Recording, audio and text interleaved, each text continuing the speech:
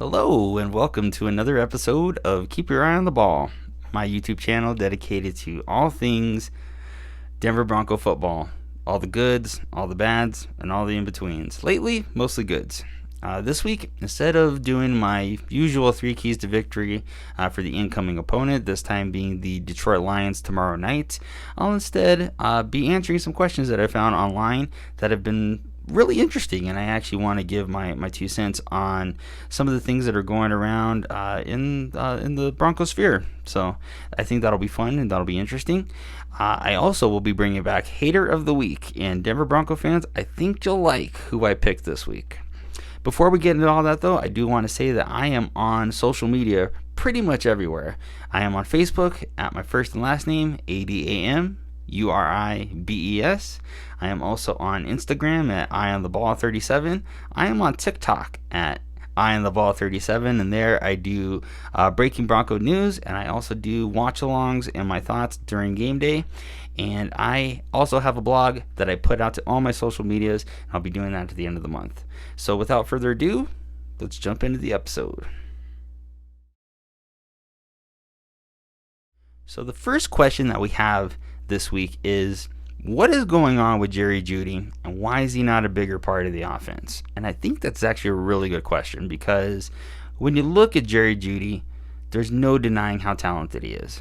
He is probably one of, if not the best route runner in the NFL. He has great hands, and he has great speed at the position. So why doesn't he get the ball more? Why isn't he more productive? Why does it seem like he just can't come through when he gets his opportunities to do well? And I think it's either one of 2 things. It's either a maturity thing or it's a fit in the offense thing. And let me make the case for both. As far as maturity, we have seen JJ, and I do come up with nicknames for all the Denver Bronco players. I'm sorry if I call him JJ or Jerry Jeudy or whatever. But JJ always seems like he has the massive chip on his shoulder, and that he always is fighting the world about something. If it's not Steve Smith saying he's just a guy, then it's Bronco fans who take offense to how he plays, to saying he got great cardio in when he didn't get the ball thrown to him in a Kansas City game a couple years ago. And it just always seems like he can't channel those complaints and those gripes into being a better wide receiver. And now keep in mind, he's only 24, 25, and maybe he hasn't fully matured. Will that happen here in Denver? I don't know. There is a sizable financial component to keeping him past this year when he is into his option.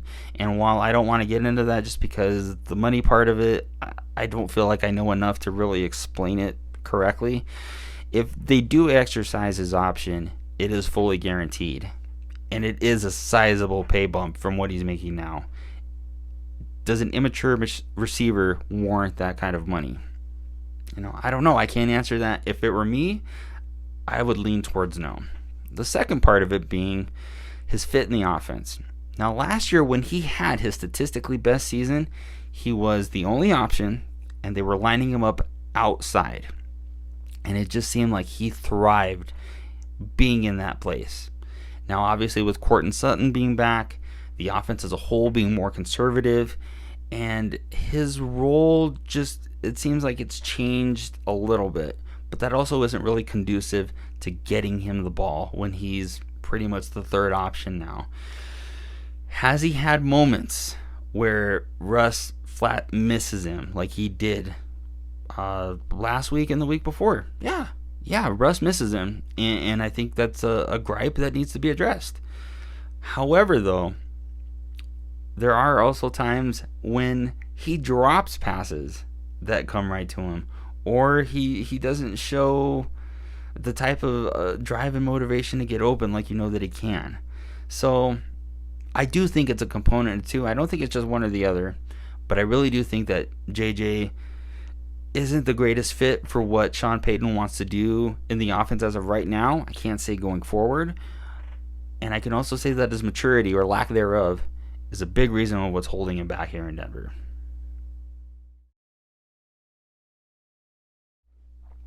The second question that I've seen being thrown around and actually got sent to me in a DM from a really good friend is, where does Kareem Jackson fit in when he gets back from suspension after this week? And that's a great question. I think there is a role that Kareem can fit. I don't think it's with the base defense. When you see what PJ Locke brings in Jackson's place, he's better in coverage, he's a better blitzer, and he's just as good in run support, which really should be Kareem Jackson's specialty. I think that Denver can utilize Kareem Jackson in sub packages, meaning they can put him in the nickel package and almost use him as a nickel linebacker.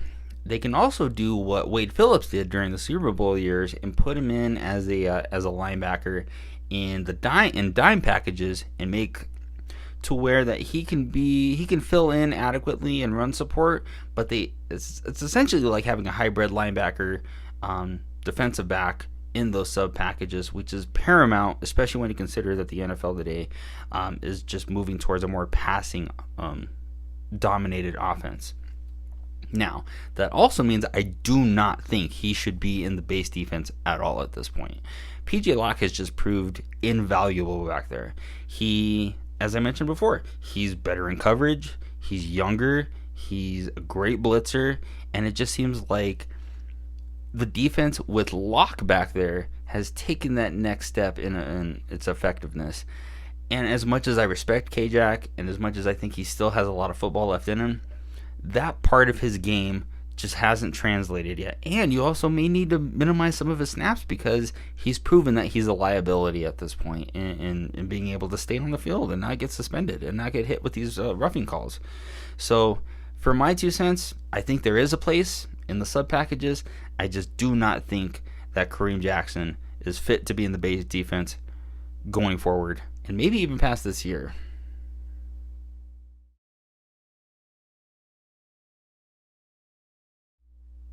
So that brings us to my favorite segment of the show, which I like to call Hater of the Week. And this week's hater is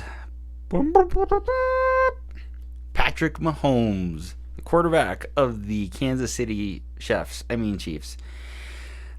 We selected Patrick based on his post-game reactions to the offsides penalty that negated the but would have been the go-ahead touchdown in what ended up being their loss to Buffalo last week. Patrick decided that it was not enough to just lose his cool on the sidelines or not be very gracious in defeat, but to take his little temper tantrum into the post-game press conference and call this egregious, call it a bunch of things on how this was hurting the league and hurting the product on the field, and even to go as far as to say this takes away from the Hall of Fame candidacy of somebody like Travis Kelce, which, oh my God, really? He went there? Yeah, he did. Listen, Pat, I'm going to call you Pat.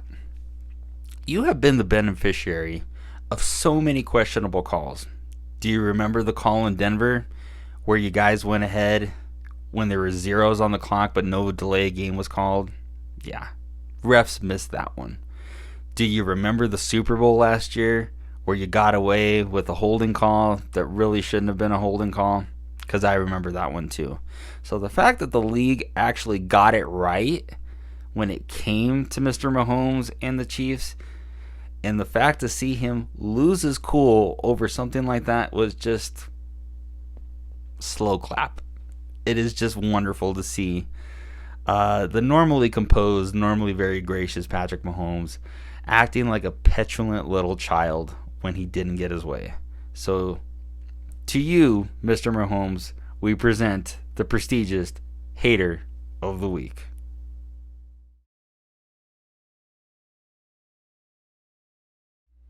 Well, that wraps up another episode, and I say this every week, but I really do mean it. Thank you so much for letting me talk about this thing that I'm super, super passionate about, and I just want to bring this out and share it with more people.